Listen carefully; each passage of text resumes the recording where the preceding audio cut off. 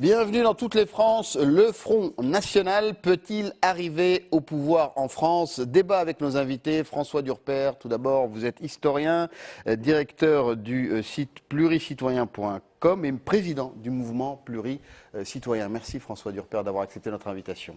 À vos côtés, Erwan Lecoeur, vous êtes sociologue, spécialiste de l'extrême droite, auteur entre autres du dictionnaire de l'extrême droite publié aux éditions Larousse. Merci d'être avec nous aujourd'hui.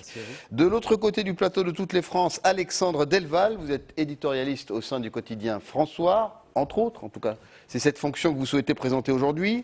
Et à vos côtés, monsieur Jean Robin, vous êtes éditeur, journaliste et écrivain, vous animez le site Enquête et Débat, et vous êtes auteur d'un ouvrage intitulé La Nouvelle Extrême Droite, publié aux éditions Xenia. Merci Jean Robin d'avoir accepté notre invitation. Jean Robin. Oui, alors, avant de répondre à votre question, est-ce que vous permettez de faire une petite incise? Mais si elle n'est pas totalement hors sujet, je veux bien. Elle n'est pas totalement hors sujet, parce que figurez-vous que je l'ai même préparé par écrit. Préparez votre coup. Non, c'est qu'on vit des temps de chasse aux sorcières, quand même. Donc moi, je préfère, si vous voulez... En plus, je suis un homme de l'écrit. Alors, c'est relativement court, ne vous inquiétez pas. Mais en fait, c'est pour vous féliciter de m'avoir invité sur un plateau de télévision, parce que figurez-vous que 12 ans après la sortie de mon premier livre, qui était préfacé par le président du Conseil économique et social, je n'avais jamais été invité pour l'instant. J'ai écrit 10 livres, autobiographiques, journalistiques, d'analyse politique, dont l'un a même été félicité par l'ancien Premier ministre français, Raymond Barre. Et j'ai dû attendre l'âge de 32 ans pour passer à la télévision dans mon pays, la France.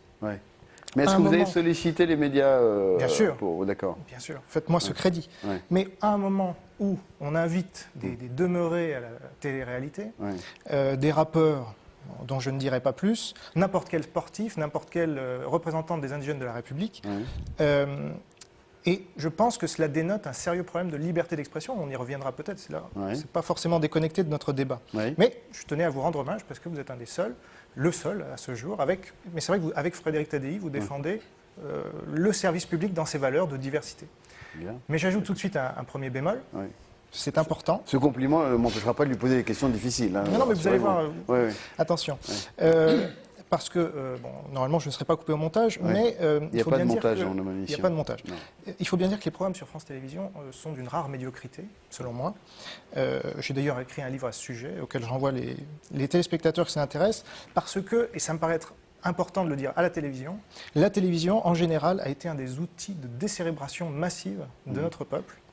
Depuis 30 ans, mais pour ne parler que de France O, puisqu'on est ici sur France O, il est évident que votre chaîne, selon moi, enferme beaucoup trop nos compatriotes ultramarins dans le passé, dans l'esclavage, dans la culpabilisation de la métropole et dans un discours que je qualifierais de racialisé, au lieu de permettre d'accéder à l'universalisme français. Vous voyez que cette émission est tout le contraire, on est sur France O. Oui, mais je me permets de le dire tout de même. On va répondre à la question maintenant, peut-être, Jean Robin. Je vais juste terminer mon propos. Terminé.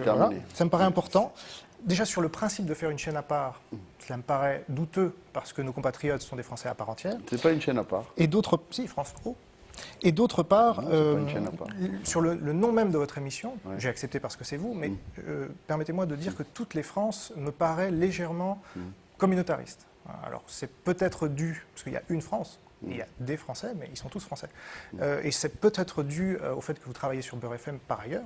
Non, je ne travaille pas sur Beurre FM, donc vous avez de mauvaises informations. J'y ai travaillé. Voilà, je ne savais pas que c'était un dialogue entre vous. Là, c'est un manque de respect pour les téléspectateurs. Non, je pense sur pas. Toutes les France, je vais vous répondre rapidement, puisque je ne m'attendais pas du tout à ce genre, mais ça prouve que, évidemment, rien n'est préparé, et tant mieux pour la spontanéité du débat. Mais Toutes les France, c'est avant tout un nom d'émission. Je me mets à la place où j'observe en tant que journaliste la vie politique, quand on parle de la France d'en bas ou la France d'en haut, de celle qui se lève tôt, celle qui se couche tard ou se lève moins tôt, celle qui est censée travailler plus pour gagner plus, celle qui gagne moins, ceux qui sont au chômage, ceux qui ont un emploi. Donc il y a une série de situations qui justifient que nous puissions adopter ce titre d'émission, qui n'est qu'un titre d'émission et pas une idéologie ou une vision philosophique, de dire Toutes les France. Bien avant moi, j'ai découvert qu'en 2001, une radio du service public qui était France Bleu a dit « Je vais donner la parole à toutes les France ». C'est une volonté de donner la parole à tout le monde, y compris vous. Et ce type d'émission, avec ce titre-là et cette signification-là, permet que des gens comme vous soient aussi là. Voilà, pour cette question particulièrement. Je vous remercie. Alors, sur la question, et j'espère qu'il n'y aura pas d'autres apartés, par respect aussi bien pour les invités que les téléspectateurs. Je pense que les téléspectateurs téléspectateurs ont apprécié mon propos d'une certaine profondeur. C'est votre jugement personnel. Je ne pense pas qu'il faille le généraliser à tous. Allez-y. Pour répondre à votre question, c'est simple. C'est que je constate qu'on a fait des sondages sur le premier tour, mais pas sur le second. Nous, à Enquête et Débat, on s'est permis de faire un sondage aussi sérieux que celui qui est fait par les sondeurs professionnels, c'est-à-dire à peu près n'importe comment, en disant que personne n'avait sondé les Français sur Marine Le Pen sera-t-elle au deuxième tour, gagnera-t-elle le deuxième tour, et dans tous les cas, elle perdra. Et ça, qui le dit aujourd'hui? C'est-à-dire qu'on voit bien là que c'est une manipulation, comme tous les sondages, et que le but est simplement, effectivement, de... Pourquoi le 21 avril était une manipulation? Non, je n'ai pas dit que l'élection est une manipulation, je dis que le sondage est une manipulation. Donc personne, aujourd'hui, à ma connaissance, n'a sondé les Français pour savoir, entre Marine Le Pen et quelqu'un qui arriverait au deuxième tour, qui gagnerait. Puisque dans tous les cas... ça a été dit. Le résultat était clair et Marine Le Pen, effectivement, perdrait dans tous les cas. Par qui? Par plusieurs instituts, IFOP, Sofres, etc. Enfin, mais pour être invité plus souvent à la télévision, il faut avoir des informations un peu plus précises, aussi bien sur l'émission que sur les sondages qui ont été menés, Monsieur Jean Robin. Ça vous permettra d'être plus crédible. Votre émission, je la regarde souvent. D'accord. Alors, on va poursuivre maintenant sur... Jean Robin, vous avez une réponse à apporter à ce plateau clairement communautariste de toutes les France? Oh là, je n'irai pas jusque-là. Non, non, moi, il me semble qu'on parle beaucoup, mais on ne dit pas l'essentiel, comme souvent à la télévision, permettez-moi. Donc, je vais essayer de la dire telle que je la comprends. Pour moi, il faut partir du principe qu'on n'est pas en démocratie. Bon. Et qu'il y a eu, ce que peu de gens finalement ont noté, mais enfin, peut-être les plus intelligents, je pense à Michel Drac par exemple, qui n'est jamais invité à la télévision non plus, il y a eu un basculement de l'extrême droite, très clairement, qui est aujourd'hui au pouvoir depuis 30 ans, c'est la thèse de mon livre. Bon. Depuis Mitterrand, je ne sais pas si quelqu'un sait sur ce plateau qui a dit, quel homme politique français important a dit, Mitterrand a toujours été d'extrême droite. Il est d'extrême droite, il a toujours été d'extrême droite. Est-ce que vous savez? Il était vichyste, mais il était pas... ouais. Est-ce que vous savez quel est l'homme politique français qui a dit cela? Erwan Leclerc, peut-être? Spécialiste de l'extrême droite. C'est Georges Frêche qui a expliqué que Mitterrand venait de l'extrême droite et au fond était toujours resté culturellement quelqu'un d'extrême droite. Donc ça n'a rien de nouveau. C'est extrait sur le site de On a fait des livres sur ce sujet, M. Péan l'a expliqué, etc. Alors approfondissez. Donc vous dites en substance que le discours, il y a une espèce de basculement du discours politique depuis ces dernières années. Ce qui est intéressant, c'est que tous les critères de l'extrême droite sont aujourd'hui visibles, que ce soit au PS, à l'UMP, chez les Verts, parce qu'il y a une racialisation du discours. D'accord. On ne parle plus effectivement de discrimination négative, mais de discrimination positive, qui reste une racialisation. On parle de métissage. Monsieur Durper, ici présent, a fait un débat avec Kémy Séba. Dans le magazine Respect Mag. Et il a dit, je l'ai même interviewé à ce sujet-là, que le métissage était une idéologie raciste, parce qu'elle prenait en compte le fait qu'il y avait des races. Bon. Donc ça, c'est au pouvoir. Sarkozy dit, je suis un enfant de sang mêlé, etc. Bon. Toutes ces références sont racialistes. Je ne dis pas raciste, parce que je ne suis pas dans ce cas. Ensuite, on n'est plus en démocratie parce que le pouvoir est aujourd'hui à l'Union européenne. Bon. Il y a dire qu'on est un enfant de sang mêlé, ce n'est pas du racialisme. Moi, je suis un enfant de sang mêlé. Vous allez réagir, on va écouter tranquillement la thèse de M. Robin. Je vais essayer de dérouler. Quand Sarkozy dit enfant de sang mêlé, qui va éviter de faire des références à tous les invités, mais exposer sa thèse, et puis après, on va vous laisser répondre. Si c'est interdit, je ne le ferai plus. Donc, aujourd'hui, vous avez un transfert du pouvoir à l'Union européenne, comme ça a été dit d'ailleurs. Aujourd'hui, le Parlement n'a plus de pouvoir. Oui, c'est ce que les transferts de souveraineté, d'accord. Voilà, il y a même plus, donc on n'est plus en démocratie. Je veux dire, si on veut commenter des sondages ou quoi, il faut commencer de ce constat. Et ensuite, je rejoins Alexandre Delval sur le fait que, effectivement, le Front National a pris le rôle que tenait Georges Marchais dans les années 80. D'ailleurs, dans son débat avec Jean-Luc Mélenchon, Marine Le Pen a sorti une phrase de Georges Marchais. Pas dans les années 80, je pense. Si. Les années 50-60, peut-être. Non, Georges Marchais, c'était dans les années 80. Oui, je vois ce qu'il faut dire. Par rapport à la CGT, des gens qui ont adhéré. Non, mais revoyez le débat entre Marine Le Pen et Jean-Luc Mélenchon, puisque vous êtes un spécialiste de l'extrême droite. Vous verrez que Marine Le Pen, à un moment, dit de qui est cette phrase. Jean-Luc Mélenchon dit, comme vous venez de le dire, c'était les années 30 ou je sais pas quoi, alors qu'en fait, c'était une phrase de Georges Marchais. Ce qu'on a oublié, c'est que le Parti communiste était sur les positions actuelles du Front National. Et ce ne sont pas, comment dire, le Front National, enfin, les électeurs communistes qui sont devenus frontistes, c'est le Front National qui devient communiste. et il passe effectivement Ce que disait d'un positionnement libéral, oui. très clairement. Moi, j'ai interviewé Jean-Marie Le Pen. Oui. Je posais cette question. C'est intéressant. Il dit, mais oui, mais le monde a changé, donc maintenant, il faut être anti-libéral. C'est comme ça.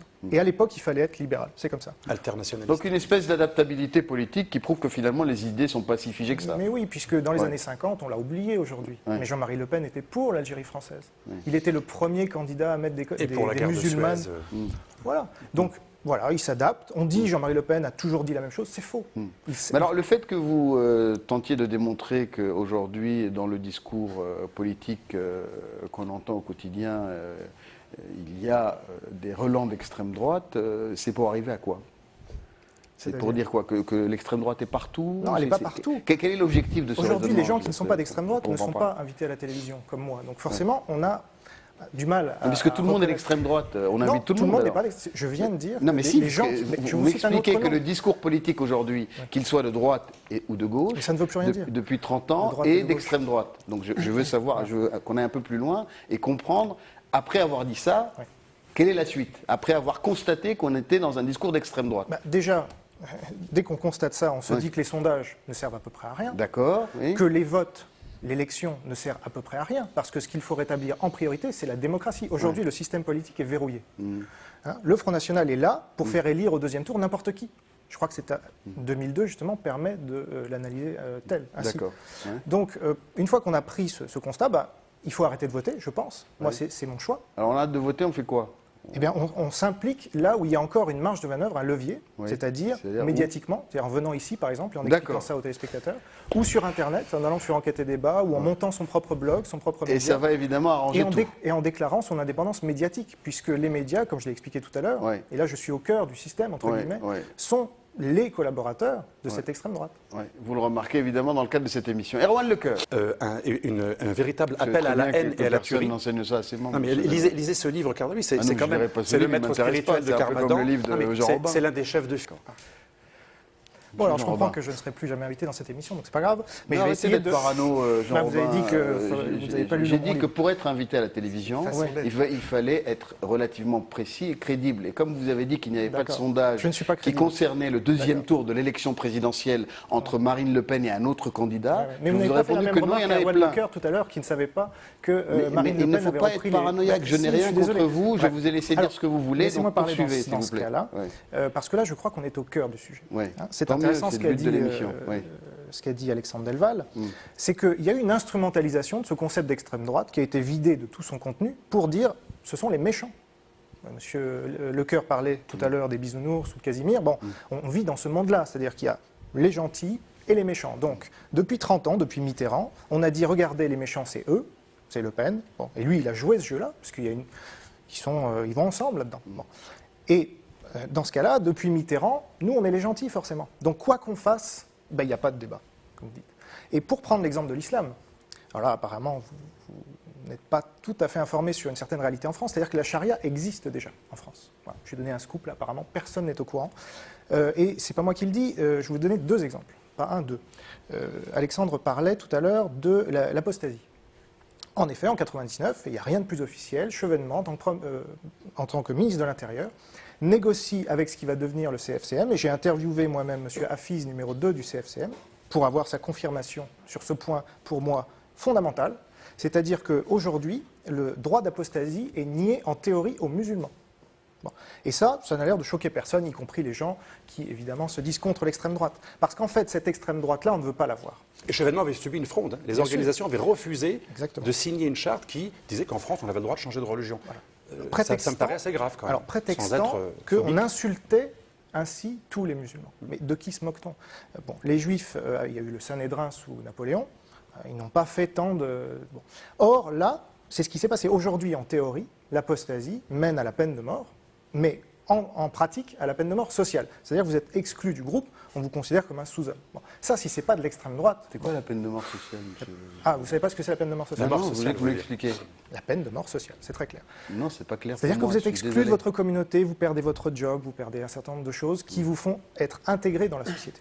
Ça c'est quoi? C'est quand vous changez de religion ou quand vous... En l'occurrence, si aujourd'hui, si vous êtes musulman, il s'exerce une telle pression sociale sur vous dans un certain nombre de villes, et je vais citer mon deuxième exemple. Si vous changez de religion, c'est juste pour savoir quelle est la conséquence. Si vous changez de religion, l'islam, si vous le dites publiquement. Ah d'accord. C'est pour comprendre, tout simplement. Et alors, deuxième exemple, qui n'est pas de moi encore une fois, mais qui est de Xavier Lemoine, maire de Montfermeil. Je l'ai interviewé récemment. Et il a annoncé... invité plusieurs fois ici, oui. Mais c'est une très bonne émission. Moi, je ne sais pas pourquoi vous avez pris pour vous. Non, mais allez-y. Xavier Lemoine a déclaré qu'en France, aujourd'hui, en Seine-Saint-Denis, c'est en France, en Seine-Saint-Denis, la kafala était en application. Je ne sais pas si vous savez ce que c'est la kafala. Non, je ne sais pas. Bon, expliquez-moi. On ne peut pas tout savoir. Oui. Bon. Eh bien, la kafala, c'est le droit d'adoption qui a lieu en Algérie et qui est codifié dans le Coran pour pouvoir adopter n'importe quel musulman à condition d'être de la même famille. Eh bien, selon M. Lemoine... De la même religion ou de la même famille, M. Robin? De la même famille, mais il faut être musulman aussi. D'accord. Donc musulman et de la même famille. C'est la kafala. Rue 89 a fait un article là-dessus sans dire ce que je suis en train de dire, mais c'est pas grave. Donc M. Lemoine a déclaré, très officiellement, et aucun média n'a repris cette information, qu'en Seine-Saint-Denis aujourd'hui, la kafala a lieu, et c'est la CAF qui autorise la kafala aujourd'hui en France, ainsi que le Conseil régional. Donc, moi, quand on me parle d'extrême droite, je rigole doucement, parce qu'aujourd'hui, permettez-moi de poser une question à monsieur... on a la chance d'avoir un spécialiste de l'extrême droite sur ce plateau. Pouvez-vous expliquer à nos téléspectateurs, monsieur Lecoeur, qui est David Mascret, s'il vous plaît? Non, non. Voilà. Donc on a un spécialiste de l'extrême droite. Je comprends. Donc on a un spécialiste de l'extrême droite qui ne sait pas qui est David Mascret, alors que... Non mais juste pour qu'on soit un peu concentré sur... Vous dites qu'il y a un certain nombre de pratiques pour qu'on recentre un peu les choses. Je veux dire, voilà, il est spécialiste de l'extrême droite. Je voudrais faire le lien. Vous avez dit que la charia s'applique, que ça pose un certain nombre de problèmes. Vous allez finir, mais juste pour qu'on ressente, parce que vous savez, il faut qu'on vous suive. Et comme c'est un peu long, je resynthétise un peu. Non, ce sont juste des idées nouvelles qu'on n'a jamais entendues. Donc forcément, il faut les répéter. Qui est ce monsieur? Ça, je veux bien admettre que vous pensiez qu'elles soient nouvelles. Il n'y a pas de souci, monsieur. C'est gentil. Donc, maintenant, vous dites que dans certains quartiers ou dans certaines zones, il y a la charia qui s'applique. C'est pas moi qui le dis, c'est Xavier Lemoine, maire de Montfermeil. Vous me le dites là maintenant, d'accord. Mais même si vous le disiez, je l'accepterais tout autant. Il n'y a aucun problème. Soyons précis. Donc, charia qui s'applique. Est-ce que la loi française, aujourd'hui, telle qu'elle existe, permet cette application? Voilà. C'est une question, pardonnez-moi, un peu simple, voire simpliste, parce que malheureusement, la charia, c'est une autre juridiction. Oui, donc est-ce qu'elle peut s'appliquer en France? Mais oui, elle n'a pas besoin d'être reconnue par la loi française pour s'appliquer. Or là, je vous ai donné en plus un exemple qui démontrait qu'en plus, elle était reconnue par les autorités françaises. Donc David Mascret est un nouveau membre du Front National. Et alors, vous induisez pas un petit peu nos téléspectateurs en erreur en leur disant la charia peut s'appliquer librement en France sans aucune restriction juridique? Il n'y a même pas de jugement de valeur. Sur certains points, elle est relativement tolérée. Même Alexandre Delval le nuance, c'est pour vous dire. Mais c'est son droit. Bon, alors je finis mon propos sur David Mascret. J'aimerais poser la question à Erwan Lecoeur. Non, mais je préfère que vous répondiez à mes questions plutôt que vous posiez à d'autres. Quelle est la question à laquelle je n'ai pas répondu? Non, mais on ne connaît pas cette personne. Qui c'est? Allez-y, si vous voulez vraiment en parler. David Mascret, c'est quelqu'un qui ne passe jamais dans les médias non plus. Et qui, à mon avis, a été jeté dans les bras du Front National, parce que c'est quelqu'un que je connais bien et que j'apprécie énormément, mais il se trouve que c'est un nouveau membre. J'ai des amis, j'aimerais beaucoup en parler à l'antenne. Et vous voudrez aussi qu'ils soient tous invités dans toutes les J'aimerais beaucoup qu'ils soient invités. D'accord, on va quand même poursuivre. Je finis. Alors, terminez, Jean-Robin. En plus, je n'ai pas utilisé plus de temps de parole que les autres et je n'ai coupé personne. Allez-y. David Mascret est un nouveau membre du bureau du Front National. C'est pour ça que je ne parle pas d'un de mes amis, je parle d'un des nouveaux membres du bureau du Front National. J'aimerais que M. Lecoeur nous explique, mais apparemment il ne le connaît pas. Je préfère que vous parliez et je poserai des questions à M. Lecoeur. J'ai le droit de lui poser des questions. Non. Ah, c'est interdit. Non, oui, voilà. C'est pas le déroulement du débat, c'est moi qui pose des questions. Sinon, j'ai plus de boulot, vous voyez, c'est dommage, je serai au chômage. Allez.